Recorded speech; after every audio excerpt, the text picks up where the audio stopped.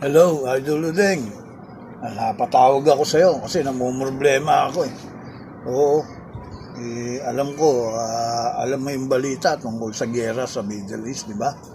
Yan, yung bombahan sa Israel, bombahan sa Iraq, sa Iran. Yan, nadadami ang Baghdad, lahat. Nakakatakot eh, no? Kaya tuloy yung mga manggagawa natin dyan sa ibang bansa, Idol Udeng.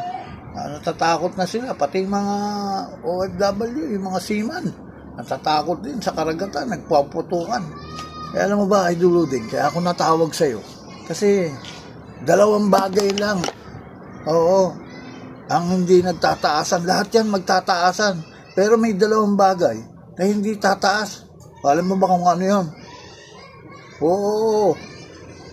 Hindi.